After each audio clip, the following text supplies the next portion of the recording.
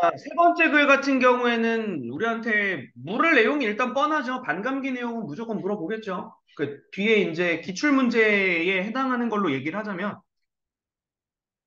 요 문제 변형하는 거 있잖아. 그죠? 요 문제 변형하는 거는 그러니까 그래프를 주든 안 주든 음, 그래프를 주든 안 주든 요 지금 몇 번 문제야? 18번 문제를 변형할 거다라는 사실은 뭐 기정사실이라고 보시면 됩니다. 괜찮죠? 어, 요거와 관련된 내용. 체크 일단 반드시 해두셔야 되는 거고 그 외에 나머지 파트들 음, 개념 어휘 같은 것들 정확하게 좀 매칭할 수 있게끔 정리해 두는 게 필요하다. 자, 본문 바로 들어가서 가봅시다. 정리해 볼게요. 자, 19세기 초 지질학자들은 스테노와 스미스의 층서 원리를 적용하여 전 세계 지질학적 연구 성과를 종합했다라고 이야기하네요. 뭐 별거 없네요. 일단 뭐 이런 사람들의 얘기가 나오네요. 스테노와 스미스의 층서 원리 뭔지 잘 모르겠어요. 나도 몰라요. 자, 우리가 흔히 쓰는 중생대 쥐라기와 같은 무슨 대, 무슨 기 등으로 나타내는 시간 척도는 이때 확립되었다. 아, 이걸 적용하면 이런 지질학적 시간을 나타낼 수 있대. 괜찮습니까? 우리 뭐 많이 쓰잖아. 뭐 중생대, 뭐 백압기, 쥐라기 뭐 쓰잖아. 됐죠? 이런 건 전부 다 층서 원리를 적용한 거다. 그러나 이러한 지질학적 시간 척도는 상대적인 척도일 뿐이래요. 오케이. 됐죠? 다른 거 없습니다. 중생대다. 또 무슨 대 있냐? 과알못이라서. 무슨 대? 고생대. 고생대. 고생대, 중생대, 신생대. 아, 오케이. 오케이. 아니, 난 과알못이라서 다 까먹었어요. 그러니까 고생대, 중생대, 신생대라는 이 구분은 상대적인 척도인 거라고. 됐죠? 척도로서 한 지층이 다른 지층보다 오래되었는지 아닌지를 말해줄 수는 있는 거야. 다시 한번 그럼 적용한다. 고생대가 중생대보다 상대적으로 오래되었다라는 사실은 얘기할 수 있는 거라고. 괜찮습니까? 하지만 실질적으로 얼마나 오래되었느냐. 막 고생대에 화석이 만약에 발생됐어. 발견이 됐어. 괜찮죠? 그리고 중생대에 화석이 하나 발견됐어. 그러니까 고생대의 화석이 중생대 것보다 오래되었다라는 건 얘기할 수 있지만 이게 몇 년도에 뭐 죽은 생물이다.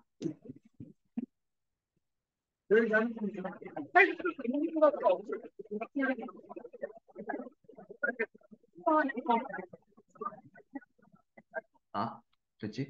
그 얘기하는 겁니다. 내려갈게요.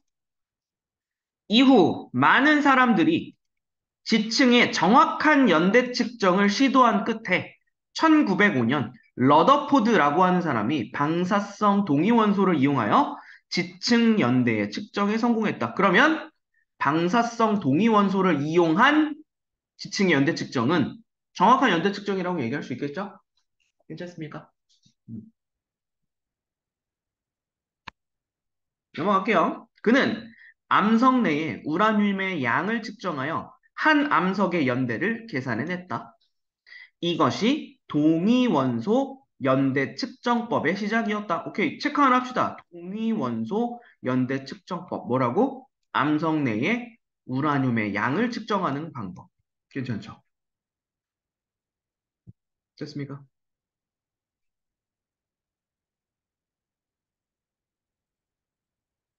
계속 볼게요. 이걸 가지고 이제 그러면 뒤에 이어질 내용은 뻔해요. 이 동위원소 연대 측정을 어떻게 하는데 이거 얘기하겠지 이제. 가봅시다. 자연적으로 발생하는 방사성 동위원소를 사용해서 암석의 연대를 결정하는 연대 측정 방법들은 그 후 더 개선되어 갔고요. 더 많은 방사성 동위원소들이 발견되고 방사성 분괴 과정의 심층적인 이해가 이루어졌다. 그러니까 처음에는 우라늄의 양을 가지고만 했지만 이후 이제 우라늄 말고 다른 원소들을 가지고도 뭐 구분하고 뭐 할 수 있게 되었다. 뭐 이런 얘기겠죠. 뭐 이런 거는 뭐 가볍게만 체크하고 넘어가 봅시다. 다음 문단. 자, 지질학자들은 방사성 동위원소의 어떤 특성을 활용하여 암석의 연령을 측정하였을까? 라고 하는 거. 뭐 내신에서 묻기 좋아하는 방식 중에 하나죠. 질문의 방식 사용하여 독자의 흥미를 유도한다. 뭐 이런 말. 괜찮죠? 질문의 방식을 활용하여.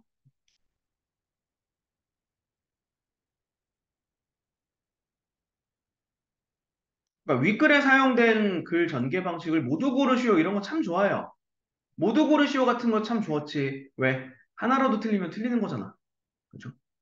그러니까 변별이 되게 막 어렵게 문제를 내는 게 아니더라도 이렇게 지저분하게 문제 변별할 수도 있어요. 그러면 일단 뒤쪽에 보시면 알겠지만 뭐 이후 나올 내용입니다. 예시도 나와요. 예를 들어 뭐 이거 나온단 말이야. 그럼 이글 같은 경우 일단 기본적으로 질문의 방식을 활용한 부분도 있었고 예시를 활용한 부분도 있었고 괜찮습니까? 그리고 요거 얘기도 있어요. 방금 전에 우리 첫 번째 문단이랑 두 번째 문단 얘기했을 때에는 예전에는 이랬는데 시간이 흘러서 변했다인 거잖아. 통시적 관점에서 첫 번째 문단이랑 두 번째 문단은 괜찮습니까? 연대 측정법에 관련한 통시적 관점의 설명이 될 수도 있는 거예요. 무슨 말인지 아시겠죠? 괜찮습니까? 또 통시 또 모르지 또. 시간의 흐름에 따른 변화, 변천 뭐 이런 거. 괜찮습니까? 시간의 흐름에 따른 변화 과정 또는 시간의 흐름에 따른 변천 과정에 대한 이야기가 언급은 됐죠?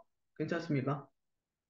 참고 정도 해두고 일단 가보겠습니다. 뒤에 이 질문에 답을 얻기 위해서는 먼저 방사성 동위원소가 무엇인지에 대해서 알려주겠대요. 자, 물질의 기본 단위인 원자의 중심에는 양성자와 중성자로 이루어진 원자핵이라는 게 있대요. 됐죠? 자, 이 원자핵에 들어있는 양성자 수에 따라 물질을 이루는 기본 성분인 원소의 종류가 결정된다. 자, 되게 단순한 원리입니다. 이 문장을 조금만 주목해 볼게요. 얘는 지금 보시면 알겠지만 A에 따라 B가 결정된다라고 이야기했잖아. 괜찮습니까? 되게 단순한 논리입니다. 객관식 선택지를 만들 때 출제자들이 사용하는 굉장히 단순하지만 제일 많이 쓰이는 원리예요. 지금 얘는 따라해서 한번 끊어주고 나면 A에 따라 B가 결정된다라고 지금 얘기했다고. 괜찮습니까? 이걸 여러분들한테 객관식 선택지로 만들 때 변형하는 방식은 되게 단순해요. B는 그죠?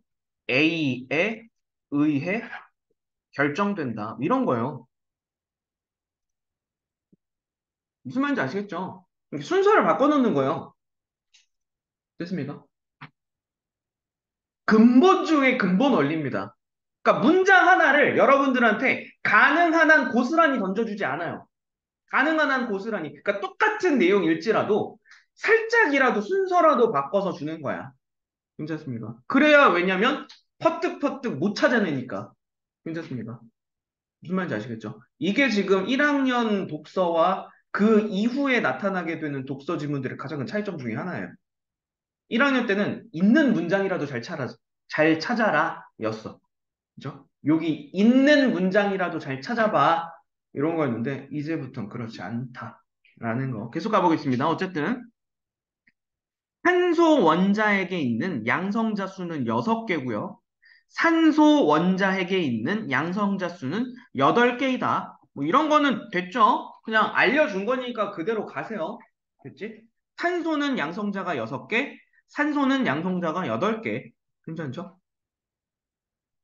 됐습니까? 그러면은 여기서 또 하나만 얘기하고 넘어갈게요. 6개다, 8개다라고 대놓고 얘기해줬잖아. 하지만 출제자는 우리한테 그대로 안 준다 그랬지. 그러면은 요 문장을 가지고 우리한테 만들어낼 수 있는 새로운 명제는 이런 게 된다고. 탄소 원자핵의 양성자 수와 산소 원자핵의 양성자 수는 다르다. 같다 다르다. 괜찮습니까? 어.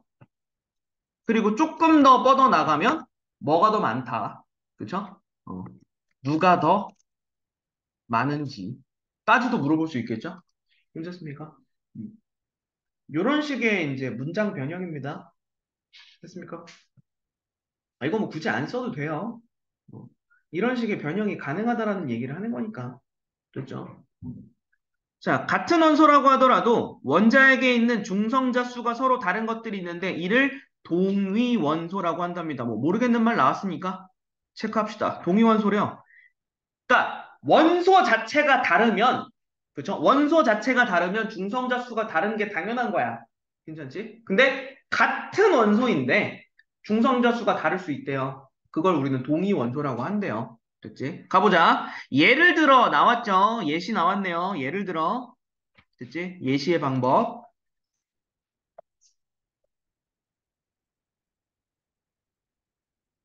자, 예를 들어 탄소의 경우 탄소 12는 원자핵에 양성자 6개와 중성자 6개가 있는 거고요. 탄소 14는 양성자 6개와 중성자 8개가 있는 거래요. 자, 요거 별 문제 없죠. 중성자 개수는 6개로 고정이니까 탄소는. 됐죠? 두 개 더해가지고 10이냐 14냐 요거 얘기겠네. 괜찮습니까? 만약에 뭐 이런 물질이 있는지 없는지도 모르겠지만 예를 들어서 탄소 16이다. 괜찮습니까? 이거 과학 실제로 하는 사람이 들으면 되게 비웃을 얘기입니다. 이런 물질이 없을 수도 있어요. 만약에 탄소 16이다. 그러면 우리는 알 수 있죠. 뭐 중성자 개수가 몇 개? 10개. 괜찮습니까? 양성자 개수가 정해져 있잖아. 괜찮죠? 이런 식으로도 변형할 수 있는 겁니다. 됐죠? 자, 내려갈게요. 한편, 자연계의 모든 물질은 불안정한 상태에서 안정한 상태로 가려는 성질이 있대요. 자, 동위 원소 중에 양성자의 수가 중성자에 비해 너무 많거나 또는 그 반대, 야씨, 그 반대가 뭐야? 말을 왜 하다 말아? 개짠다는 게 이런 겁니다. 왜 말을 하다 말아? 그 반대가 뭐야? 뭐가 더 많다는 얘기야? 중성자보다 많다는 얘기지. 이 얘기입니다, 지금. 괜찮습니까? 그냥 친절하게 얘기해주면 되는 거를 왜 그 반대의 이유래? 왜 이걸 물어보기 쉬우니까. 괜찮습니까? 중성자 수가 더 많아도 불안정한 상태인 거야. 괜찮죠? 자, 이러한 상태면은 원자핵의 상태가 불안정한 원소들이인 거래요. 그러면 여기서 끊어놓고 잠깐만 바로 전문단 올라갑시다. 탄소 10이랑 탄소 14 중에 불안정한 거 뭐? 그치? 탄소 10이랑 탄소 14가 있었잖아. 그치? 요거 가지고 우리 얘기할 수 있지. 뭐가 더 불안정한 거야? 같지 않으면 그냥 불안정한 거지. 탄소 14가 더 불안정하네. 맞지? 괜찮습니까? 됐어요? 요런 식으로 문단을 두 가지의 문단에 걸쳐서 우리한테 문제를 출제할 수 있는 영역이 이런 겁니다. 하나의 문단에서만 출제하는 게 아니야. 괜찮죠? 가보자잉. 그러면 불안정한 원자핵이 스스로 방사선을 방출하고요. 이를 통해 에너지를 잃고 안정된 상태로 나아가는 과정을 거치는데 이를 방사성 붕괴 또는 핵붕괴라고 한다. 그러면 우리 여기서 알 수 있겠죠? 탄소 14라고 하는 요 놈은 방사성 붕괴가 일어나겠네. 괜찮습니까? 어? 괜찮죠? 그러니까 이런 식으로 써먹는 거라고. 됐나요? 계속 가볼게요. 동위 원소 중 방사성 붕괴를 일으키는 동위 원소를 방사성 동위 원소라고 이야기한대요. 괜찮습니까? 그러면 탄소 14는 방사성 동위 원소 중에 하나네요. 맞지? 맞지? 자, 이들은 방사성 붕괴를 통해 불안정한 원자핵이 안정된 상태의 다른 종류의 원자핵으로 변한대요. 그렇답니다. 자, 예를 들어요. 그죠? 예를 들어, 방사성 동위원소인 탄소 14는 여기쯤에 와서야 얘기해주네, 이제. 괜찮죠? 우리 이미 다 보고 넘어온 거예요. 그치? 방사성 동위원소는, 원소인 탄소 14는 방사성 붕괴로 인해 중성자 한 개가 붕괴되고요. 양성자로 바뀌게 된대요. 그럼 아까 우리 탄소 14는, 야, 중성자 몇 개였어? 위에 바로 전문다. 중성자 8개야? 그 다음에 양성자 몇 개였어? 6개였지. 그래서 14였던 거지. 근데 중성자 한 개가 붕괴돼서 양성자로 바뀐대요. 그럼 우리 이미 알 수 있어요. 몇 개 몇 개? 77 되는 거죠? 괜찮습니까? 이게 77로 바뀌는 거라고. 86이었던 상태가 77로 바뀌게 되는 거라고. 괜찮습니까? 넘어가도 되겠죠? 다음, 그래서 양성자 7개와 중성자 7개로 이루어진 원자핵을 갖는 안정된 원소인 질소 14가 된대요. 질소 14, 원소가 바뀌어버리는 거네요. 이렇게 되면. 그죠? 신기하긴 하네. 탄소였던 애가 질소가 되는 거네요. 원소가. 됐죠? 괜찮습니까? 넘어갑시다. 붕괴 전에 방사성 동위원소를 모원소라고 이야기한대요. 그럼 방금 전 예시에서 모원소는 탄소, 질소, 탄소 괜찮습니까? 붕괴 전에 탄소 14가 모원소인 거고 그 다음에 모원소의 방사성 붕괴로 인해 생성된 안정된 원소 질소 14는 자원소라고 부를 수 있는 거죠. 괜찮습니까? 괜찮죠? 요거 하나만 메모하고 갈게요. 아, 그럼 방금 예시에서 탄소 14는 모원소인 거고, 그렇죠? 얘가 이제 핵붕괴가 일어나서 만들어진 질소 14는 자원소가 되겠네. 문제 없죠? 문제 없죠?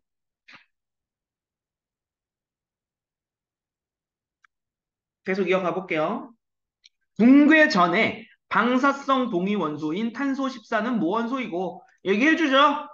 됐지? 이거 왜 얘기해주는 줄 알아? 1학년 모의고사라서 그래요. 1학년 모의고사라서 얘기해주는 거예요. 앞으로는 얘기 안 해줍니다. 괜찮죠? 이 최종 정리를 안 해줘요.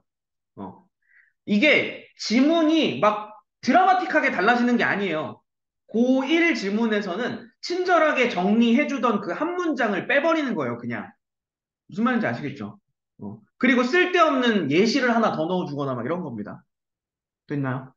계속 가볼게요. 그리고 방사성 붕괴에 의해 생성된 안정된 원소인 질소 14는 자원소이다. 됐죠? 음. 우리가 정리할 수 있어야 되는 거예요, 이제. 그럼. 다음 문단 갑시다. 방사성 동위원소는 일정한 시간이 지나면 모원소의 개수가 원래 개수의 절반으로 줄어든대요. 그치? 그때 모원소의 개수가 원래의 절반으로 줄어드는 데 걸리는 시간을 반감기라고 부른다네요. 그러면 요거 별거 없네요. 이렇게만 체크해 놓으면 어려울 거 없겠네요. 그치? 모원소의 개수가 절반이 되는데 걸리는 시간. 그죠? 그럼 거꾸로. 반감기가 지났어? 그러면 개수 절반 됐겠지. 됐습니까? 자, 이때 줄어든 모원수의 개수만큼 자원소의 개수가 늘어난다. 이거 주의하셔야겠다. 모원수가 준 만큼 자원소가 늘어난다며. 괜찮습니까? 그럼 결과적으로 예를 들어입니다. 모원소와 자원소의 개수가 10개여서 합쳐서. 괜찮습니까? 그러면 얘가 반감기가 지났어. 모원소와 자원소의 개수는 어떻게 돼? 모원소는 줄어들고 자원수는 늘어나겠지. 하지만 두 개를 합쳐서 10개인 건 동일하죠? 괜찮습니까? 그러니까 줄어든 만큼 늘어난다고 했으니까. 됐죠? 요거, 괜찮죠? 장난치기 딱 좋죠? 계속 가볼게요. 첫 반감기 때 모원소의 개수는 반으로 줄고요. 맞지? 그리고 두 번째 반감기에는 남은 모원수의 개수가 반으로 줄기 때문에 처음에 4분의 1이 되는 거. 그쵸? 2분의 1, 2분의 1, 2분의 1 계속 곱해나가면 되는 거네. 그렇지? 세 번째 때는 8분의 1. 네 번째는 16분의 1. 다섯 번째는 32분의 1. 됐습니까? 그죠? 이렇게 계속 줄어나갈 겁니다. 그래서 모원소와 자원소의 개수의 비율이 첫 반감기에는 1대1로 같아진다. 괜찮습니까? 요거 이미 정해져 있는 겁니다. 첫 반감기에는 1대1이래요. 됐지? 됐나요?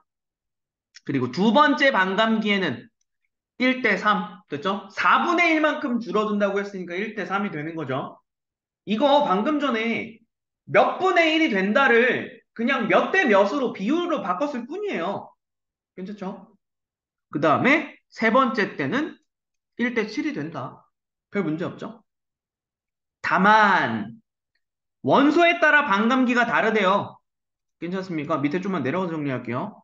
원소에 따라 반감기가 다른데 탄소 14는 5730년, 포타슘 40은 13억 년, 우라늄 238은 44억 년의 반감기래요.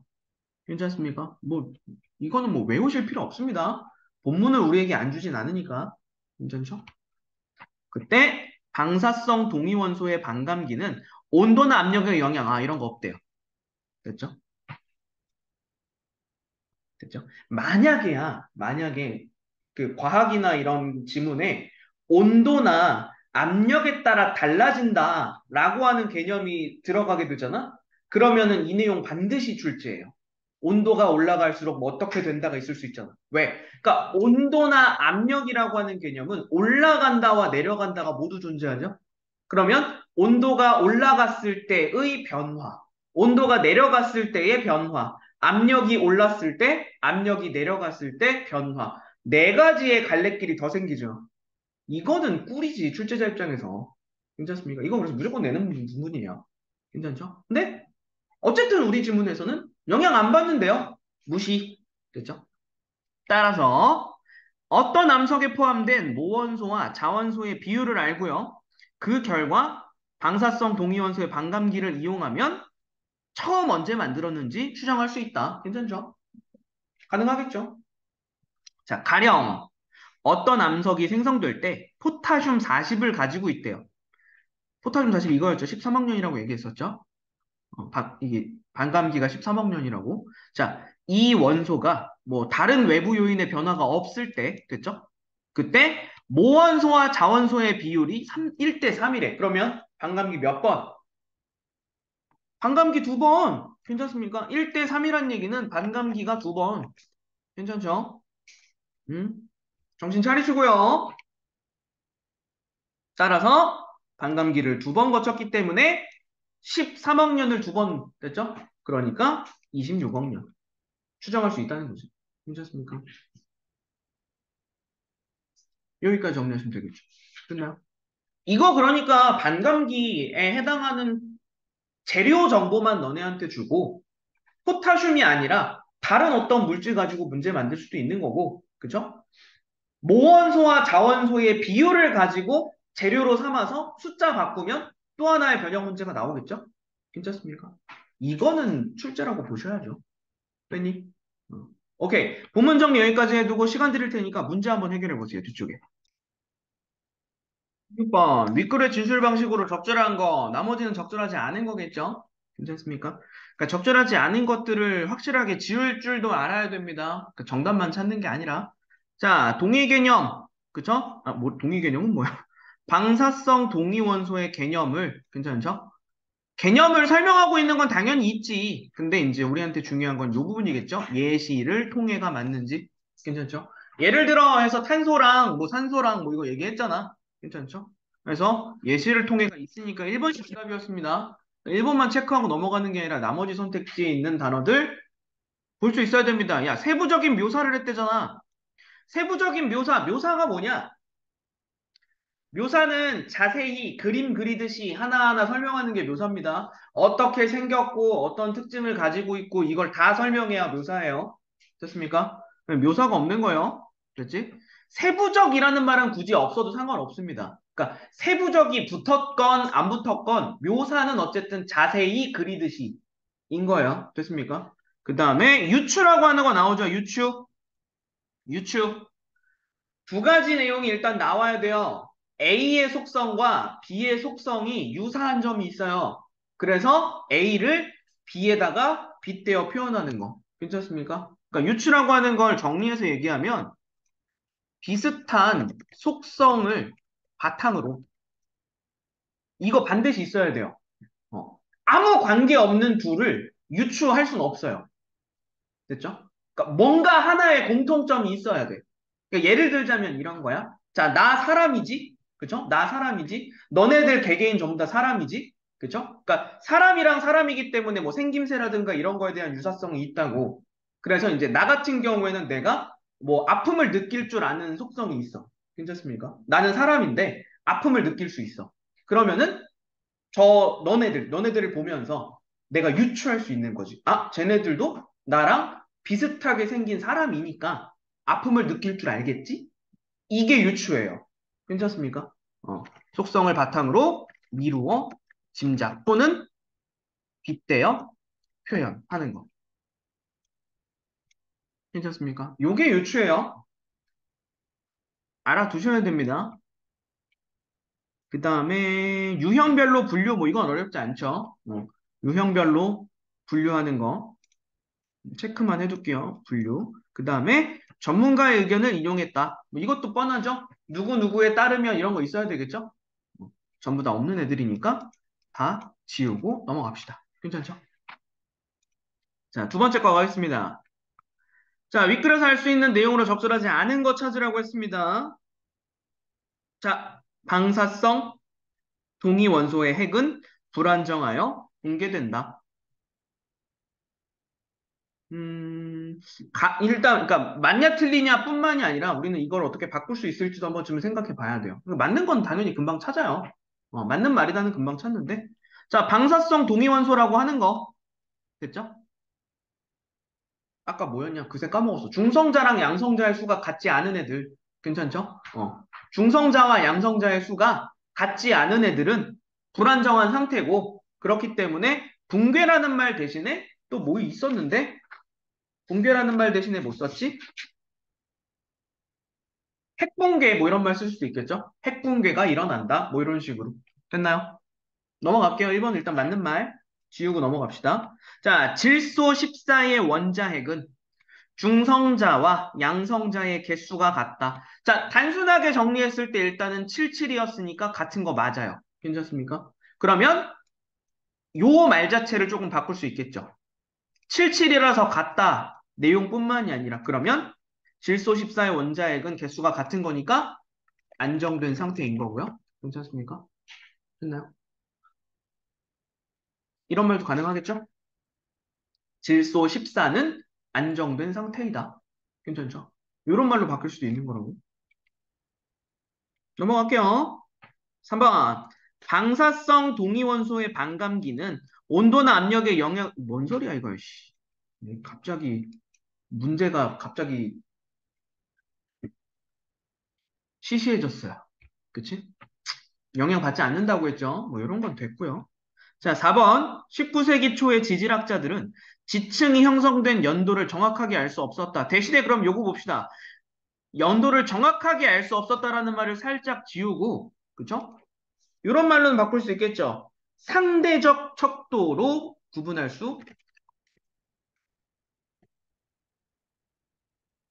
구분 가능했다. 괜찮습니까? 됐죠? 상대적인 척도를 기준으로는 구분했습니다. 무슨 말인지 아시겠죠? 내가 이걸 너네한테 자꾸 얘기하는 이유가 있어요. 이 문제 그대로 내진 않습니다. 최소한 변형은 해요. 새롭게 문제를 창조해내지 않더라도 최소한 선택지 변형은 있을 거죠. 그래서 이런 생각들을 자꾸 하고 가야 됩니다. 됐죠? 5번. 자연계의 모든 물질은 불안정한 상태에서 안정한 상태로 가려는 성질이 있다. 따라서 뭐가 일어난다.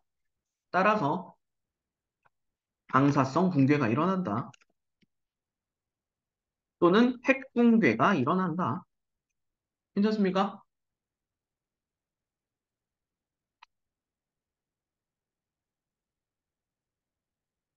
야, 불안정한 상태일 때만이에요. 이미 안정된 상태일 때는 핵 붕괴가 일어날 일이 없죠. 괜찮나요? 넘어갈게요. 자, 방사성 동위 원소 가를 함유하고 있는 그 다음에 가는 외부 유입이나 뭐 이런 거 없대요. 다른 거 고려하지 마라. 그 다음에 이 암석의 방사성 동위원소 가를 측정한 결과 오케이 중요한 소스 하나 나왔네요. 모원소와 자원소는 1대 3이었다. 됐죠?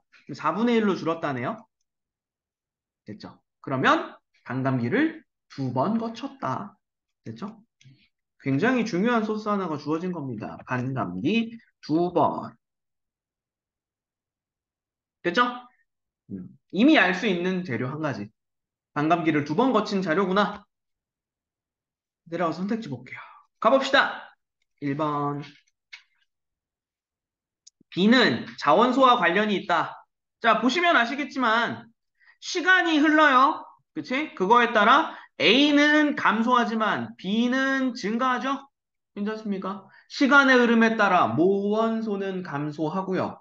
그 감소한 모원소의 개수만큼 자원소는 증가한다 그랬죠? 1번 맞는 말. 됐나요? 됐죠? 이렇게 되는 겁니다.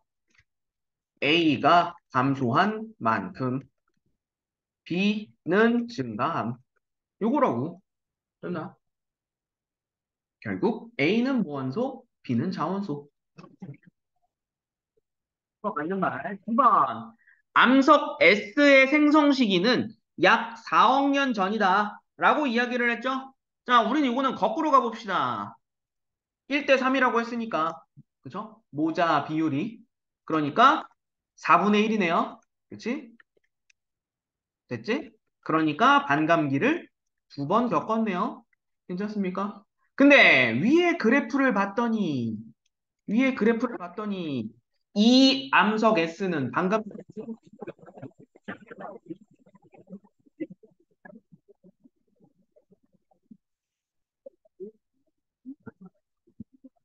됐죠? 따라서입니다. 이제 따라서 4억 년 전에 만들어졌겠다. 됐죠?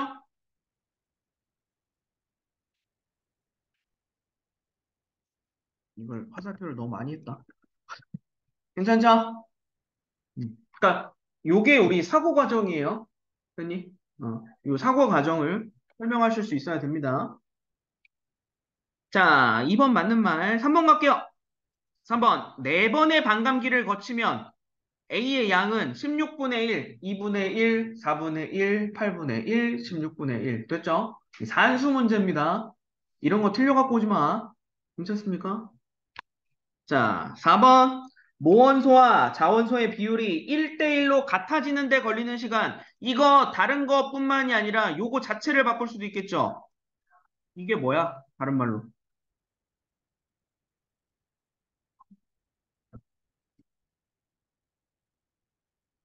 모원소와 자원소의 비율이 1대1로 같아진대요.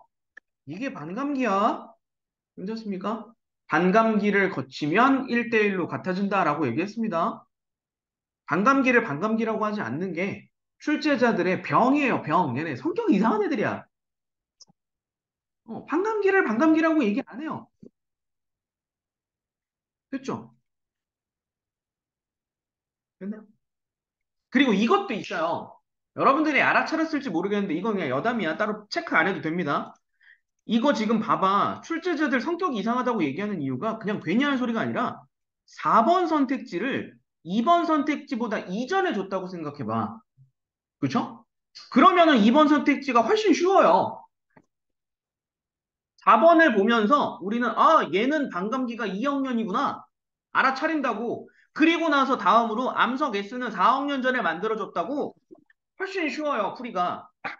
근데 많이 보게 될 겁니다. 됐죠? 그럼 일단 정답 5번이겠죠? 보자. 시간이 지날수록 자원수와 모원수의 개수를 더한 값은 감소한다. 어떻게 바꿔야 돼? 더한 값은 변함없다. 됐죠? 왜? 왜? 왜?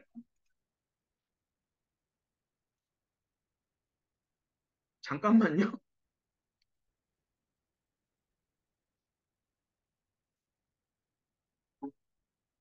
자, 계속 가볼게요. 왜? 왜 변함이 없어? 1번을 설명했잖아, 우리. 그렇죠? A가 감소한 만큼 B가 증가하니까. 됐죠? 선택지 안에서 설명할 수 있는 애들이 있어요. 됐나요? 음.